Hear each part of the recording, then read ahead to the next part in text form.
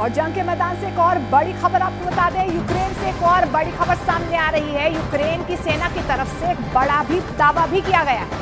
बड़ा दावा यूक्रेन की ओर से किया जा रहा है। दक्षिण यूक्रेन के अंदर रूस के कब्जे वाले हिस्से पर यूक्रेन ने बड़ा हमला किया है, ऐसा दावा यूक्रेन कर रहा है।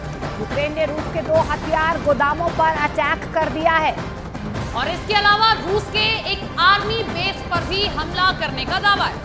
रूस ने भी इन हमलों पर पलटवार किया है। यूक्रेन की तरफ से लगातार हमले जो हैं, बड़े हमले किए जा रहे हैं, लेकिन रूस भी लगातार पलटवार कर रहा है। तो देखिए, महायुद्ध को कई महीने और 1 साल से ज्यादा का समय हो चुका है, लेकिन अभी भी ये जंग जारी है।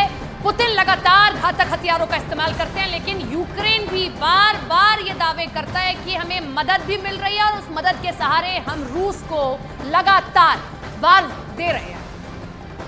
तो लगातार इस महायुद्ध और जंग में बहुत बड़ी खबरें जो हैं वो लगातार आ रही हैं। यूक्रेन की तरफ से बहुत बड़े दावे भी किए जा रहे हैं, लेकिन रूस दूसरी तरफ पलटवार कर रहा है। रूस को हराने के लिए यूक्रेन एड़ी चोटी का जोर लगा रहा है। इधर यूक्रेन की सेना ने नई ताकत भरने के लिए अमेरिका ने बहुत बड़ा फैसला भी ले लिया है। अमेरिका ने यूक्रेन को 2 लाख करोड़ के हथियार देने का ऐलान कर दिया है। विदेशी मीडिया अमेरिका के इस फैसले को पुतिन को मिटाने का खूनी पैकेज करार दे रही है।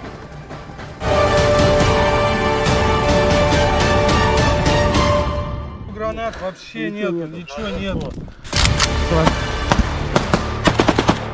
ज़ेलेंस्की ने अपनी स्पेशल फोर्स से एक वीडियो बनवाया और फौरन उसे बाइडन को भेज दिया। इस वीडियो को बहुत गौर से देखिए और समझिए कि वीडियो बनाने का मकसद क्या रहा। Руки, сука! Давай, давай я иду. Броню снимаем, я сказал, блядь. Гранат вообще нету, ничего нету. ये पूर्वी बखमूत का वीडियो है और यहाँ यूक्रेन की स्पेशल फोर्स ने रूस के एक अड्डे को घेर कर मारा है। रूस के सैनिक रंगे हाथ पकड़े गए हैं और फिर देखिए क्या हुआ। Сказал, блядь. Пацаны, побачив гранату, сука, я, блядь. Нету гранат вообще нету, ничего нету. Там точно більше троє були? Це естет Сантус, у нас 3 сходять. Я там вже 2 завалив, але, сука, камера не була включена, прикинь. Тихо, тихо, тихо, тихо. Ши, ближче підійде крит. बखमूत में युद्ध खत्म नहीं हुआ है, आमने सामने की जंग अब भी जारी है और यही बात ज़ेलेंस्की बाइडन को बताना चाहते हैं, क्योंकि उसके बदले उनको बाइडन से एक बहुत बड़ी खुशखबरी का इंतजार है। Все, пройшли, подивилися льошки. Там по чуть-чуть ідуть льошки, ми їх перевіряємо без стрільби. Вони, блядь, по правому флангу більше сходять, я там вже 2 завалив.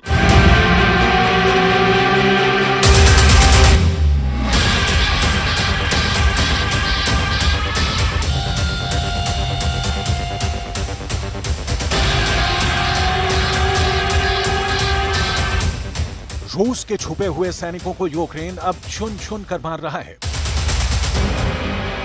ज़ेलेंस्की ने साफ साफ कह दिया है कि रहम दिखाने की कोई जरूरत नहीं, रूस के सैनिकों को बख्शा ना जाए। Заходимо, тут бліндаж отак іде.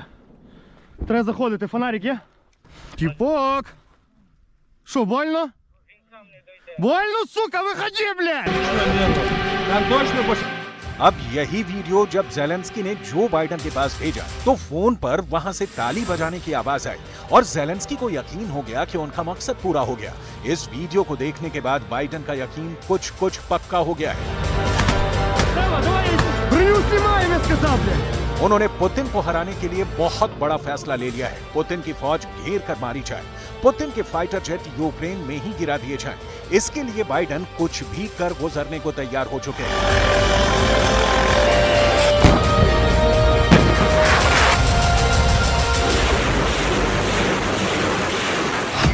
ज़ेलेंस्की को बचाने के लिए अमेरिका अब कंगाल होने को तैयार है।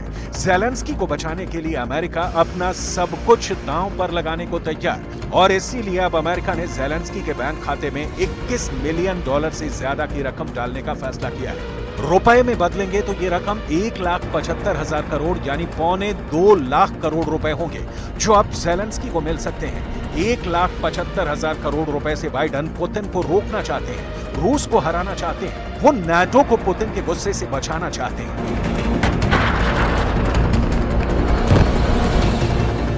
कीव पर हमले हो रहे हैं। खार्किव पर कब्जा करने के लिए पुतिन तैयार बैठे हैं। ओडेसा में रोज मिसाइल गिर रही है। ज़पोरिज़िया पर दिन रात तोप से हमले हो रहे हैं।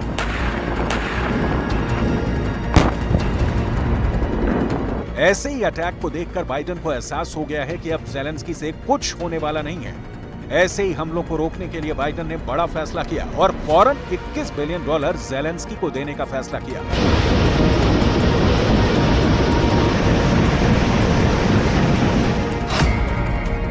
इसमें से $13 बिलियन ज़ेलेंस्की को युद्ध करने के लिए दिए जाएंगे, जबकि $8 बिलियन यूक्रेन को फिर से बनाने और राहत के काम के लिए दिए जाएंगे। लेकिन हालात तो ऐसे हैं कि ज़ेलेंस्की को लगता है कि पूरा का पूरा फंड अब युद्ध में झोंकना पड़ेगा।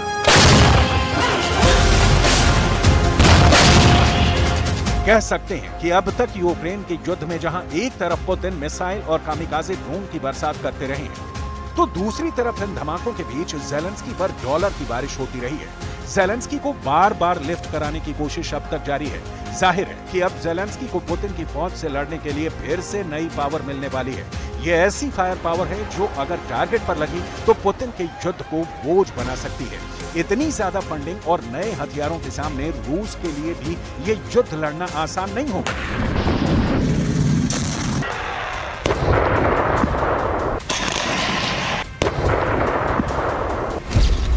ऐसे में सवाल है कि क्या यूक्रेन का युद्ध अब 2023 के आखिर तक चलेगा और क्या 2024 में भी रूस के साथ जंग जारी रहेगी?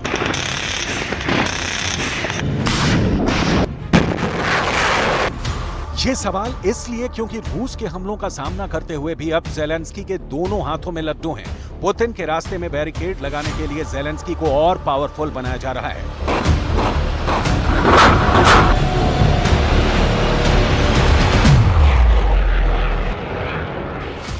व्हाइट हाउस की बजट निदेशक शालंदा यंग ने कांग्रेस को एक चिट्ठी लिखी है, जिसमें कहा गया है कि यूक्रेन को बचाने के लिए फौरन बड़ा कदम उठाना पड़ेगा।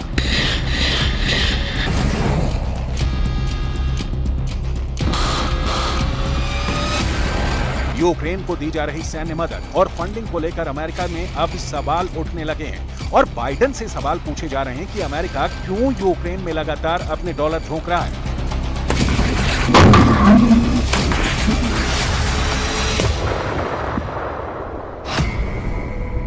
इस वर्ष APNORC के एक ओपिनियन पोल में यह बात सामने आई थी, जब 48% लोगों ने यूक्रेन को फंड देने का समर्थन किया था।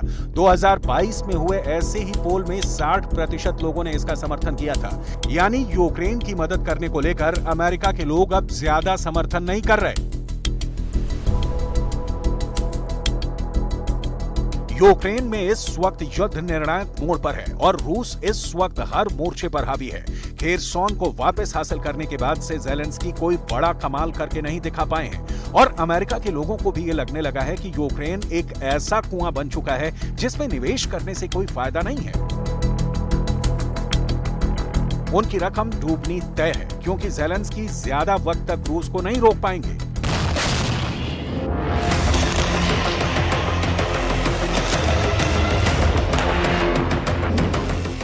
अब तक अमेरिका में यूक्रेन के लिए $113 बिलियन की मंजूरी दी जा चुकी है। $113 बिलियन का मतलब है 9,35,000 करोड़ रुपए। ये इतनी रकम है जिसे पूरी तरह स्क्रीन पर लिखना भी आसान नहीं है।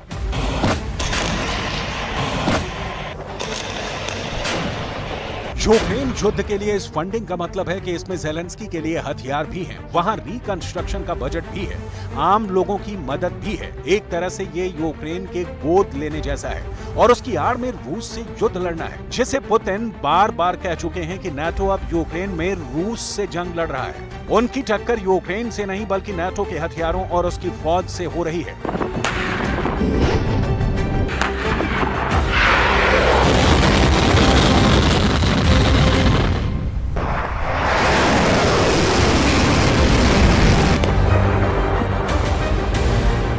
यूक्रेन का युद्ध शुरू होते ही अमेरिका ने ज़ेलेंस्की से $40 बिलियन से ज्यादा के पैकेज का वादा कर दिया था और वक्त वक्त पर अमेरिका इसे किश्त के तौर पर देता भी रहा। फंड रिलीज होते रहे, ज़ेलेंस्की को नए नए हथियार मिलते रहे और सच ये भी है कि रूस इन हथियारों को लगातार खत्म करता रहा है और नाटो से मिलने वाले तमाम हाईटेक वेपन सिस्टम रूस के हमलों में तबाह होते रहे।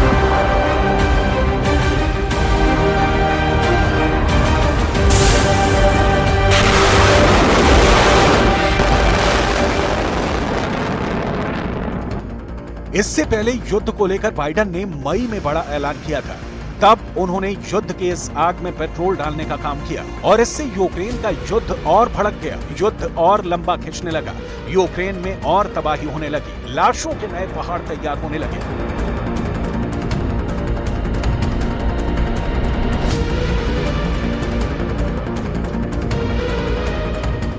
क्योंकि मई के महीने में बाइडेन ने व्हाइट हाउस में एक ऐसे कागज पर दस्तखत किए थे जिसमें ज़ेलेंस्की के नाम फौरन 10,000 करोड़ रुपए के हथियार देने का ऐलान किया था।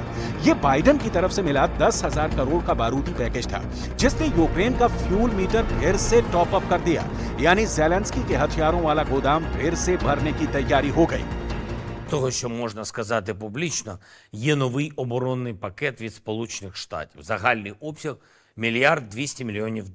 Артилерія, захист від ракет і безпілотників терористів, інші речі для посилення наших захисників і захисниць. Дякую президенту Байдену, Конгресу, обом партіям та кожній американській родині за незмінну підтримку і за американську силу, яка додає нам міцності.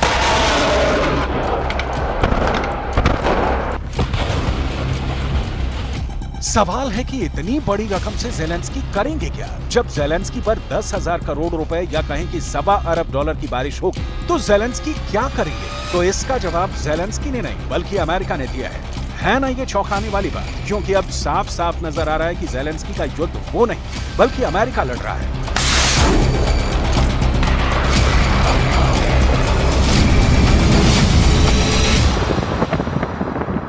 This includes procuring additional 155mm artillery rounds and sustainment support to enable Ukraine to better maintain its on-hand systems and equipment.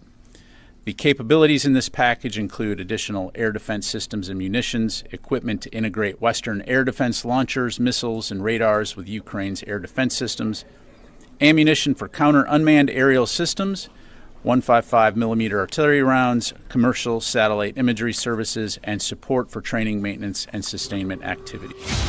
Zelensky का हथियार गोदाम भरने वाला है। जो भी नया पैकेज होगा उसमें जाहिर है कि तोप के गोले शामिल होंगे। इसमें एयर डिफेंस सिस्टम और उसकी मिसाइल भी शामिल हैं। इसमें ज़ेलेंस्की की फौज के लिए नए रेडार और ड्रोन के साथ सैटेलाइट इमेज से मिलने वाली मदद भी शामिल है।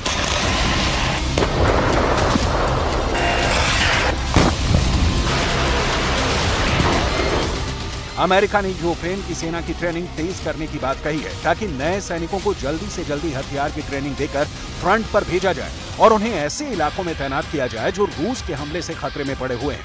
इस वक्त अमेरिका और ब्रिटेन की फौज लगातार यूक्रेन की सेना को ट्रेनिंग दे रही है।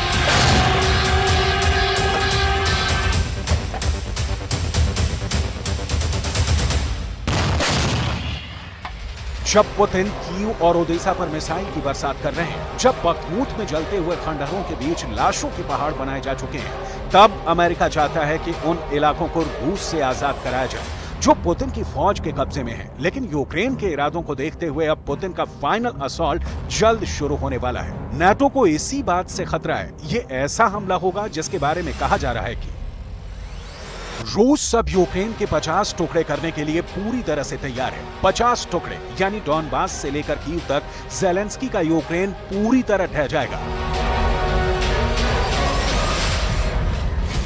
बखमूत और ज़पोरिज़िया से आ रही तस्वीरें इसकी गवाह हैं कि पुतिन जब किसी टारगेट को बर्बाद करने की ठान लेते हैं तो फिर उसको बचाने वाला कोई नहीं होता। पुतिन ने यही हाल मारियोपोल का किया, पुतिन ने यही हाल बखमूत का किया। बखमूत में रूस के वैगनर मिलिशिया ने ऑपरेशन चलाया और अब यहाँ के जमीनी हालात देखिए। पुतिन बार बार कह चुके हैं कि नाटो एक बड़ी साजिश रच रहा है और यूक्रेन में चल रहा युद्ध रूस के खिलाफ किया जा रहा है। इसमें दूसरे देश भी शामिल हैं जो रूस के दुश्मन हैं। पुतिन के टारगेट पर अब यही देश हैं। ऐसा नहीं है कि ज़ेलेंस्की और उनके पश्चिमी आका ये नहीं जानते। ये बात सबको मालूम है कि पुतिन यूक्रेन के बाद आगे बढ़ने का ख्वाब संजोए हुए हैं।